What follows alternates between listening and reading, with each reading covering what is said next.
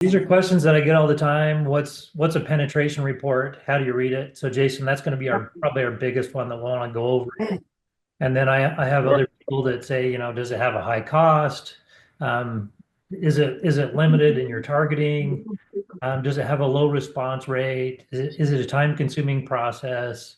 Is it difficult to track? If you'll cover at least what's in a penetration report and maybe some of your most frequently asked questions, but I asked Jason to be on because he is a trusted friend of mine and I trust him in the industry. We do a lot of business with him every month.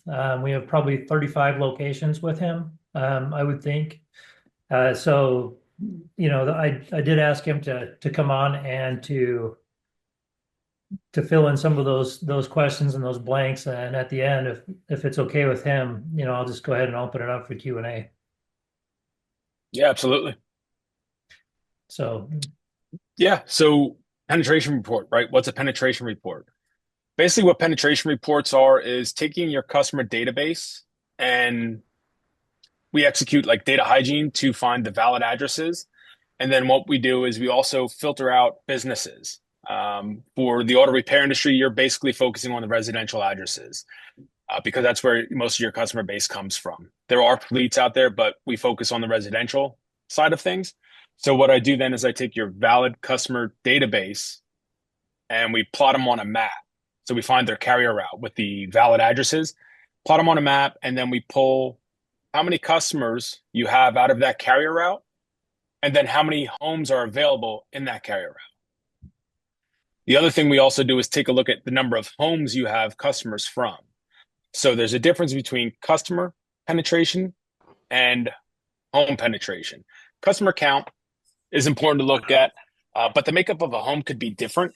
So you could have a single family home with one individual and maybe a young kid that doesn't drive. Typically, it's going to be one car, maybe two. Then you could have another home makeup where there's a husband, wife, and several kids that drive. So you could have five cars in that home. They could all be a customer.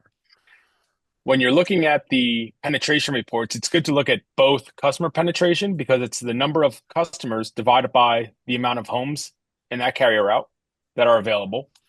Typically, single family dwelling units, multifamily dwelling units, seasonal addresses, college addresses, and sometimes trailers. All depends on the demographics around your shop that we'd be mailing to. And then you have your house penetration percentage, which is basically taking the number of homes you have customers in and dividing that by the number of available homes in that carrier route. The reason we like to look at that is let's say you have 10 customers out of 10 homes in a carrier route, and there's 100 addresses in that carrier route, but you only have two homes that make up those 10 customers. That means you're really missing a lot of homes in that area. So you have a lot of room to grow because you're mailing to the home address, not the actual people inside the home. So you're not sending five mailers to a home, you're only sending one. So typically, we like to look at that home penetration percentage because that's really where you can adjust your growth and see how much more of that carrier route realistically can you take on. Because reality is you're never going to get 100% of every carrier route unless there's one home in there, it's a PO box, and that's it. So reality is we like to look at all those different numbers and kind of analyze that data and say, all right, here's where we are. You have X amount of customers and X amount of homes in this carrier route. We give you the percentages for each. Then we look at their total spend that they've spent during that time frame when we pull the customer database, typically 12 months to 18 months. And then we'll look at their average repair order based on the number of visits during that time frame. So when you start to analyze that type of data, you can pinpoint the best routes to send your direct mail marketing to, right? Where are your customers coming from? What kind of customer avatar profile does that customer have? Because you could see things like household income, home value, age, and number of vehicles per household, right? So let's say you're working with a budget and you have two routes that you're interested in, similar distance from the shop, but you only have enough room in the budget to hit one of those routes. So we want to analyze this information and say, all right, we have X amount of customers, both similar, but this area spends more, This one's on the other side of like a train track or a highway.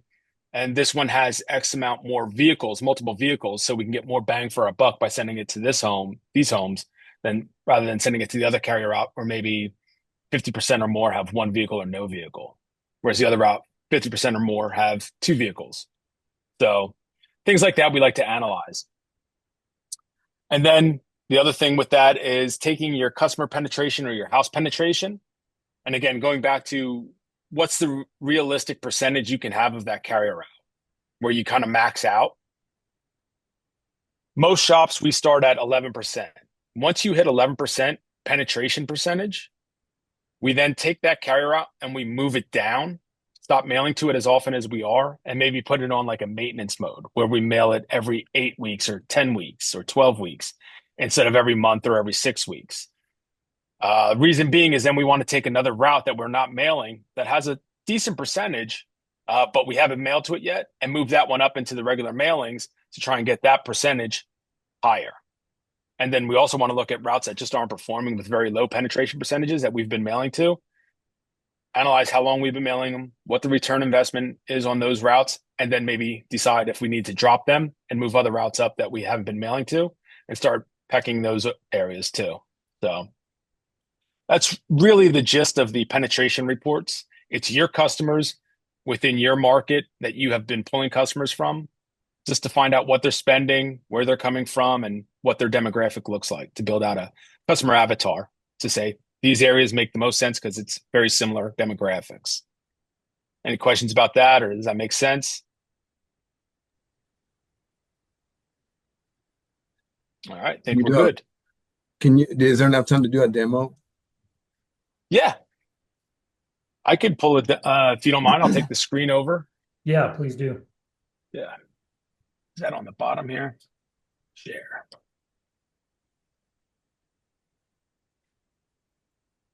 Okay. Share sound.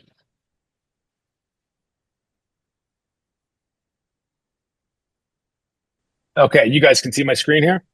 Yes, sir. Okay, so this is a penetration report I actually just ran this morning for a customer. So what I did was we are integrated with their tech metric. So I was able to go in and pull his customer database for the past year. So basically from January 1 till today, we did a year-to-date penetration report.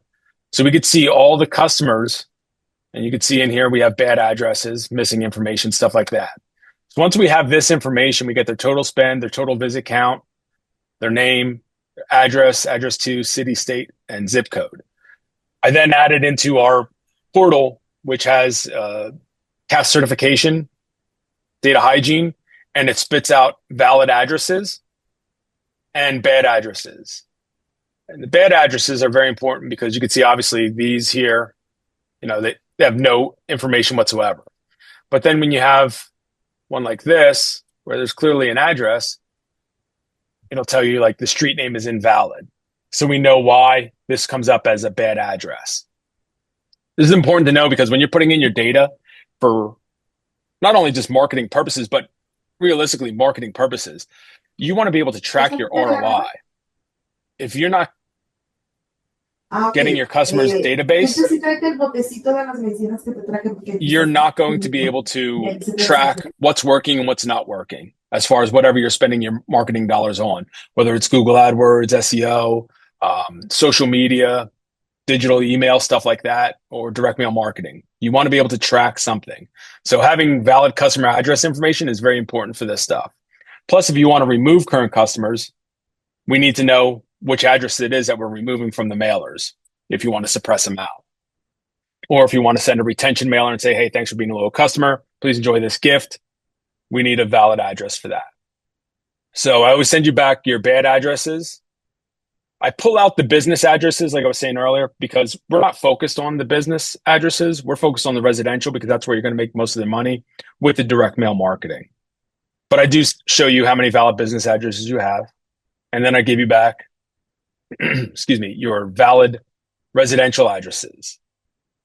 Now, as you can see here, I put the geocode together, which is just the zip code and the 4-digit carrier route. And from there, I take it and I plot it on a map. and it spits out a report that shows me everything I need to know about that carrier route. So this carrier route's 7/10 of a mile from his shop. There are 755 residential addresses in that carrier route. He has 71 customers from this carrier route, which 71 divided by 755 comes out to a 9.4% customer penetration percentage. He has 70 homes, which again, divided by that 755 comes out to 9.27% home penetration percentage.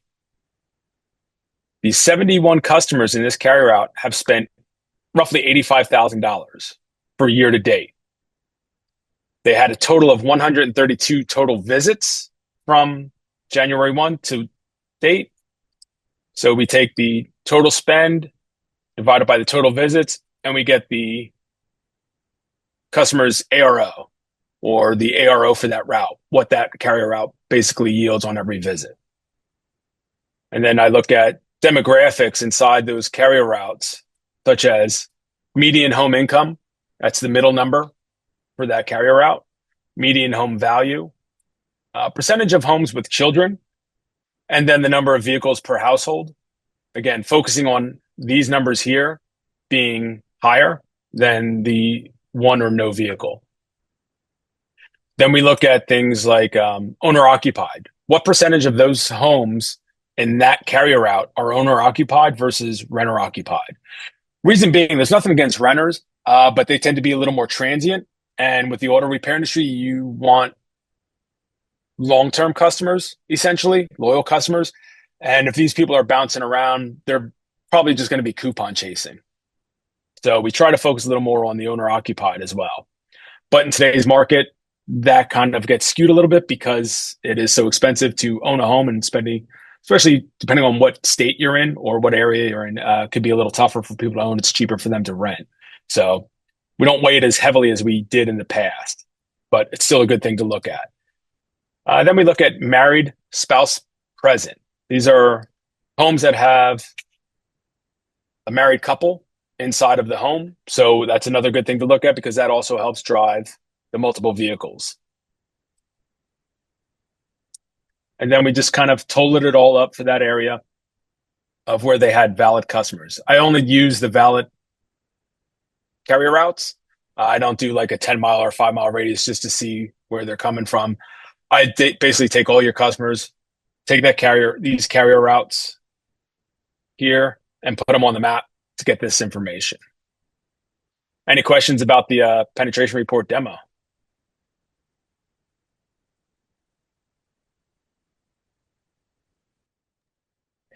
Is that usually pretty accurate? Is there like a range of accuracy to that? As far as Just in general. like the data that we get for the customer profile or the actual customer data? The first one, the profile.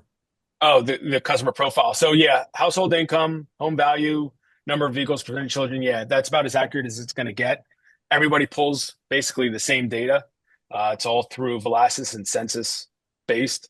Some will use average, others will use median. We use median versus the average. Yeah. And a lot of times what you find, Cisco, in carrier routes, because carrier routes are breakdowns of zip code. It's what the postal worker walks or drives every day when they deliver their mail. So what you'll find is most of those areas, those communities, were built around the same time in phases typically. So they are very similar in demographics. There's not much disparity between them. There are some areas where they put a high rise up or low income housing. That's where we always ask, the shop owners, hey, you know your area better than I do. Is this area viable to go after? Because we do see some red flags in that area, but for the most part, all the single family dwelling units are spot on and people you'd want to market to. So in those situations, we could just say, let's just remove the multifamily dwelling units and hit all single family dwelling units. Gotcha. Yep. Nope. All right. Moving on. What's next, Sam? What would you like to discuss? The capabilities of direct mail? Yeah, I love it. Let's do it. All right. So with direct mail marketing, we could essentially send it to anybody you wanted. Most of the time for general auto repair that fixes anything, we will do saturation mailers by carrier route by selecting the right demographics, carrier routes based off of those demographics, distance, stuff like that. And then we start to filter out different types of addresses like multifamily dwelling unit drops, PO boxes. Again, nothing against people with trailers, but most likely we remove the trailers, depending on, again, that area. Florida, certain areas, those pockets are heavily populated with trailers. So we will leave them in because that's just their customer database. That's their way of living down there. And then we'll look at things like seasonal based on when the mailers are going out, whether we leave those in or take them out, and college addresses. If there's any off-campus college addresses that we can capture during the time of the mailings, it's up to the shop owners if they want to leave them in or remove them. And again, we do remove the businesses because we can't filter by SIC code with the saturation mailing. So when you're executing those type of mailers, businesses, it's all or nothing. So you're basically going to be hitting like the local grocery stores, the gas stations, the other auto repair shops, the pizza joints, Taco Bells, and stuff like that. It's a big waste of your marketing dollars. So just get rid of them. We could segment right into a targeted mailing then, which would then be going after businesses based on SIC codes for fleet services, right? Some states, they protect the fleet data. There's about 7 of them that we cannot hold the data for. I don't have that offhand, so I apologize for putting it out there without having to be able to back that up. But there are states that do protect fleet service. So targeted mailings, we can capture any kind of list you want. We can, again, with the API integration setup, we could pull your customer database and take that 1 year's worth of customers and say anybody over $200 spend, send them a thank you IRS rebate check or a plastic gift card that says Merry Christmas, here's $25 off your next service. We can also do things like for Euro shops or Asian shops, specialty shops, diesel. We can pull those specific makes, models in between specific date ranges that they were built. Most shops are usually going after 2008 to 2021 because anything newer than the last 3 years is still under warranty or it's a lease. And it's just going to be regular maintenance, oil change stuff. So it's low ticket stuff if it is even available. Didn't know Focusing that. on the older vehicles. I didn't know you could find out the year models in the area. How do you guys do that? So we use vendors that we vetted very thoroughly. Josh Davis, the CRO, MailShark vetted several vendors, and we went with one that has the most accurate list. Now it has 6 touch points to show up on their list. So we can actually capture make, model, class, and VIN number of that vehicle. Okay. And then you look at name, address, city, state, zip. Those are all parts of verifying that. So there's some vehicles out there I always get, hey, I got this guy, he has a car, and none of my customers are showing up on there, but their information, it's a lot of self-reported, aftermarket, joining stuff that pertains like Corvette clubs and stuff like that, insurance claims, aftermarket parts, again, stuff like that. But we need to make sure that that is as valid as it gets. And there are other lists out there that will bring back more counts, but they don't have as many touch points to verify that information. So Gotcha. we were pretty thorough in vetting our vendor for who we were going to partner with for these targeted types of lists. Okay, so Okay. if I'm understanding correctly, I can come back and say I want to send out to Jeep owners everything from 2000 to 2020, and we can hit that list in that area, correct? That is correct. Yep. You basically just let me know what date range you want to pull from, what specific makes you want to pull from, and then if there's specific radius or zip codes, or a lot of times I'll do like a custom polygon where I'm drawing a map because a lot of times a radius, let's say you're on the East Coast near or the West Coast near the water, and 3 miles is going to put you 2.5 miles into the ocean. And you're only going to actually go 2.5 miles, to the west or the east. We can custom design a map to say this is where your customers are coming from, or running those penetration reports to say, all right, these are where your customers are coming from. Let's focus on these areas. So yeah, targeted mailings tend to yield a lower response rate than the saturation mailings, only because you're usually mailing a lot more with saturation versus targeted. And there is still a margin of error with the list, right? There's about an 8 to 20% margin of error because it is self-reported. But like I said, we get the name, address, make, model, class, and VIN number. At some point they had that card, they may have gotten rid of it, or they may have moved. But we also execute data hygiene, NCOA, the address list, to make sure it's still a valid address list to be mailed to. But it's also a higher cost per mailer due to the sortation and delivery process, which drives the postage up with the USPS. So those mailers are a little more expensive as well, too. So general auto shops, we typically say focus on saturation mailings. Specialty shops, diesel, Asian, Euro, whatever it is, then we focus on the higher end, specific makes, years, and we can even apply things like income filter. So you can remove the person that owns the 2012 BMW 5 Series that he got for $5,000 on Facebook Marketplace or something, and he can't afford to, get an oil change because he has no clue what that car costs. So we can try to eliminate those type of homes by applying an income filter. So there's your saturation and your targeted. Like I said, most of the time, General Auto, it's saturation. Occasionally, I have some shops where we will run, like Cisco said, just focusing on maybe specific makes, or like you said, Sam, Jeep owners, right? Because there's maybe a big Jeep population in the area, and they want to or they got a tech that, hey, that's his specialty. Or her specialty. Let's focus on that and get them some more work. Yeah, that's awesome. That's changed since we talked about that last time. That's fantastic news. Yep. ROI, pretty simple. Just figure out how much you're spending, how much you make during that time frame, versus how much the mailers cost, and you get your ROI. It's gross, but with our dashboards, we have anybody that we're integrated with, they have their own ROI dashboard that they can go in and access at any time and see how the mailers are performing.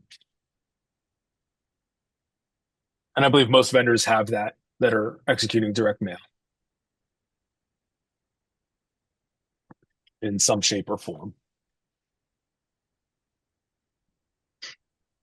Let's see what else.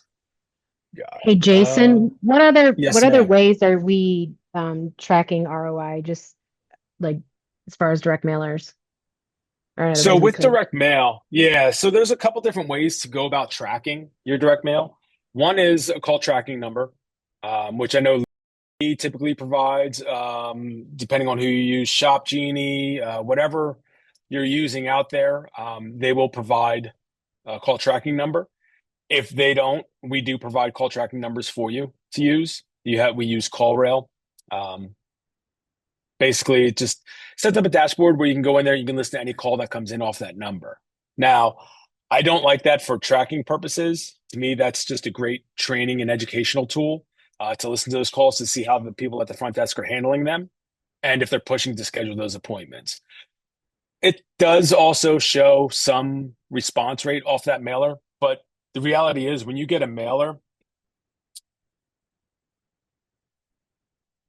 and you see a number on there, and if they've never used your services before, they're going right to their cell phone or computer and they're going to Google search you. And it's so much easier just to press a button and dial that than to go back to this and type in a number. So I'd say 70% of those call tracking numbers that come in on Google SEO usually end up being not taking account of those mailers, but mailers help drive a lot of those Google calls that come in. So it gets divvied out on your dashboards as a Google SEO or something like that. But the mailer helped drive traffic. And I always say, market as much as you could afford, right? Omnichannel marketing, drive traffic to each other, brand awareness. They can see you everywhere you are. But yeah, it's more of a training tool as far as the call tracking goes. QR codes, right? Scan, online scheduling. That's a great way to see what's coming in. There's another way to collect coupons, right? The old-fashioned way, collecting the coupons to see if they're working or not. Again, a lot of times people won't bring them in. asking them how they hear of you. We do it all the time. How'd you hear of us? Somebody referred me, or I saw you on Facebook or something like that. But it's just, you got to find ways because people will forget, but they may have gotten a mailer. So we always go back to the physical address. That physical address being printed on the mailer versus when that customer comes in your database, we could say, all right, Mr. Jones came in November 9th and he didn't get his mailer until November 13th. Well, Mr. Jones is not going to show up as a match to the mailer because we know exactly when that carrier route hit homes. Now, Mr. Jones comes in November 9th and he got his mailer October 23rd. We could say, Mr. Jones received his mailer. There's a good chance he matches as far as tracking goes. We're not taking 100% responsibility, Sarah, but we are saying there's a good chance that helped drive him in because he came in post-mailer, which is nice. If we've been on the ROI dashboards with any of our integrations, you'll see it's broken down by carrier route and in-home date, and then those customers that come in from that. Is there a special report to show those customers? Like that if it was sent on the 23rd and then on the night they came in, is there like a way for us to see that separated out from the penetration Yeah. report? So so if you go in, that would be like a matchback report, which is a little different than a penetration report. The matchback reporting is focusing strictly on customers that were mailed. As you can see, I highlighted in that penetration report the routes we were mailing, just so they can analyze that. He's going to analyze that with his coach and go over everything and compare it to their last penetration report that was run. But yeah, if you go into our ROI dashboard, you can click on the customers and click download, and it'll spit out all of those customers that came in and all their information in Excel or CSV file. The other way to do it is by simply saying, hey, Jason, here's my customer database, or I reach out and say, let's run a matchback report. And we physically match it against all of the mailing lists and in-home dates to see when those customers came in, how many match, and what the ROI is off of them versus what you spent during that time frame. How often can we get that from you? Like what's the normal time frame Let's to look see. at that? Typically at least 6 months, right? Not a whole lot Every 6 months? changes. Okay. Yeah, not a whole lot changes. Sometimes customers reach out and they want it every month, and I'm like, you only do 150 cars a month. Not a whole lot is changing. No offense to them, but it takes time. Direct mail takes time to work. Analyzing the data too often, it basically becomes analysis paralysis, right? You're making changes before anything really gets to work, and you're just kind of making blind changes. So typically 6 months. You've hit homes at least, depending on your mailing frequency, you've hit homes at least 3, maybe 6 times. So you should see some type of response, because with direct mail, it really does take 3 touches to move the needle. Another way to track, Sarah, that you asked, is we do a lot of my clients. We're putting unique coupon codes on. Basically, if it's an oil change and you're mailing with us, it would be like MS oil December 24, right? That would be or DEC or something like that. Just some kind of little code on there. So MS would be MailShark, oil would be the oil change, and then December would be the month that those mailers started hitting. That way, when we go to the next campaign, we could change that to MS Oil February if you're mailing every 2 months. So you could say, all right, this person held on to this coupon for a couple of days, or this person held on to the coupon for months and finally brought it in. Okay. So that's just printed, and that's just more or less so that we can see it in-house when they bring it in. Is that correct? Okay. Absolutely. Yeah, and depending on your system, what you could do, there are some that have capabilities to enter coupon codes and stuff like that. But most of the time, it's just like something internal. Yeah. So I have a question. Yes, sir. I use y'all's services. So my client manager asked me for an updated customer list a while back because we was suppressing my list. What does that mean? Oh, so your suppression means we're taking your current customer database out of the mailers. Okay. So they're not going to receive the regular mailers. So I'm assuming you would do targeted mailings, like some kind of like retention mailers or some kind of email or some kind of contact to your current customers? We're doing the with y'all, we're doing the saturation mailer plan. Yep. Okay. Do you do anything else? Like, do you do like IRS rebate checks or gift cards or email blasts to your current customers? Yeah, we do almost all the things. Okay. Yeah. So removing their current customers, um, basically you're only going after new acquisition or win back of lapsed customers, people that haven't been into the shop in X amount of months. So you want to get them back. They left for a reason because it's about what, 2.18 times per year the average customer visits the shop, somewhere around Right. there now. I think it dropped a little since COVID due to a lot of hybrid work, but it's right around that mark. So Okay. And shops then I work with will typically only remove like the past 12 months. Anybody beyond that, they should have come in by now, at least for an oil change or a tire rotation or something, right? So, right. Okay. yeah. Very good. Anything else? Well, speaking of that too, so like we could supply you with our past year customers or whatever, or our total database, I guess, and then those that haven't come in so many months, we could do a specialized mailing to people to get them to come back in that haven't been. Yep. I need to talk about this before Sam too. Okay. Yeah. And the other thing too is with like the integrations now, with all the different point of sales out there that we're integrating with, we can automatically set up suppression if you want. So what we do is we'll go back 12 months, but realistically, we're only doing we'll go back 12 months, but we're not going to suppress the most recent month. So it's months 2 through 12 that we're going to be suppressing. So realistically, 11 months of customer database being suppressed out. The reason we're not suppressing the most recent month is they just got their mailer. They may have come in and had service, but that came in, their customers, they may not have gotten all the work done, right? A lot of Mhm. times people come in and they'll get work done and they'll leave before they get everything they're supposed to get done or that was recommended by the service writer. So keeping them in for another touch is vital.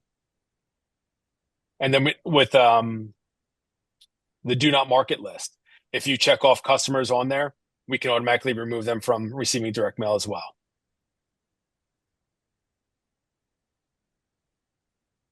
So now when you're suppressing customers, removing your current customers, you will see a slightly diminished return versus mailing to everybody. Again, current customers usually come in frequently, so you get a higher response out of them. So when you're suppressing them out, you will get a slightly lower response rate, typically, Okay. out of the mailers that are going out. Typically, 0.25% to 1% response rates, national average. But staying on top of those reports, analyzing the data, like I said, every 6 months is about right. And then making adjustments based off of what carrier routes are performing, what carrier routes are underperforming. I had one today where we looked at it and it's one of the higher customer counts, but it had one of the lowest spends. So all those customers were just coming in for most likely offers, oil changes, and not coming back and spending any money. So we removed that route because they were under $10,000 in total spend, and there were routes that were spending more than that we haven't mailed to. So we made those adjustments. Again, a lot of things to analyze when you're looking at that, but Hmm. so that's tracking, response rate, stuff like that. Conversions depends on the response, cost per conversion. Typically around 100 to 200, but basically you take your response rate and divide it by the total cost of the campaign. You can figure out your cost conversion or per acquisition there. Offers. You guys want to discuss offers a little bit? Yeah. So we executed a nationwide survey a couple years ago for the auto repair industry to see what consumers understand, respond to, will use, won't use, stuff like that. There was 11,000. To date, it's the largest survey in the industry, and all walks of life, all across the country, every region. basically what we found is like 51% of people can't afford an unexpected repair of $500 and more. So if you offer financing at your shop, we highly suggest promoting that as one of your benefits, so that people can, all right, great, you're going to hit me with a bill. I can at least have options to make this payment. But it also told us what kind of offers work and what offers don't work. And I think I shared this with you before, Sarah, our coupon guide. Basically, what works and what doesn't work. Oil changes are the number one driver. Again, 2.1 times per year, customers come in for at least that service. Getting them in the door, if you offer digital video inspections, digital vehicle inspections, getting that out there, showing the customer that upsell stuff, that's great. But getting them in and then retaining them with, the 5-star service that you all offer is how you retain them and get them to spend more money on the regular repairs. But you got to get them in somehow. Save on any service. It's generic. It's open-ended. It's typically a tiered offer, and most of you are doing some form of that. Say $25 off 100 or more, 50 off 250 or more, 75 off 500 or more. And then like small disclaimers like does not include tires or batteries because those are margin killers for you guys. They don't have much room there. But it allows them to come in, get any service they need, and feel like they're going to save a little something on it. Brakes I like because they're normal wear and tear. So doing a free brake inspection, maybe $50 off front or rear, and $100 off front and rear. Again, normal wear and tear. Customer's going to come in, they probably know there's something wrong with their brakes, so they're going to need brakes because they're probably putting their foot to the floorboard, squealing, dust all around the wheels, stuff like that. But that's a great upsell moment for you shop owners because once you get that tire off, so much more is exposed. And you can really show the customers what they're needing there. And if they know they're coming in for brakes, they already know it's going to be a big bill. So it's a little easier to upsell from there than it is to upsell on an oil change where they know they're only spending maybe 50 to $100. Free second opinions. Again, going back to those people that had service done but didn't get everything they were supposed to get done. Maybe because they didn't trust or they didn't have the money at the time or they just didn't feel comfortable with it. Giving them a free second opinion, going over what's needed for their vehicle and outlining everything for them. Free warning light scans.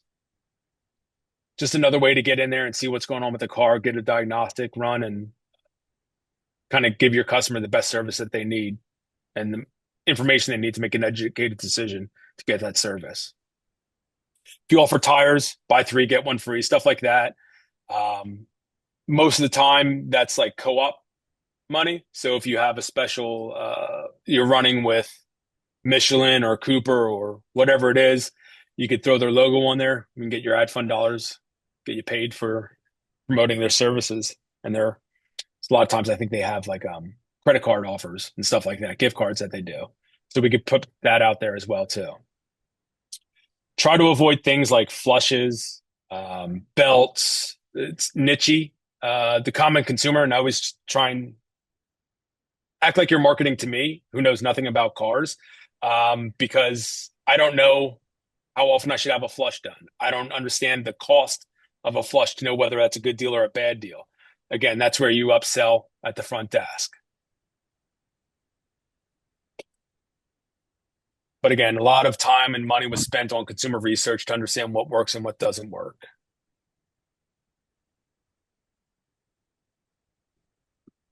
Products. We can go over products real quick if you guys got time.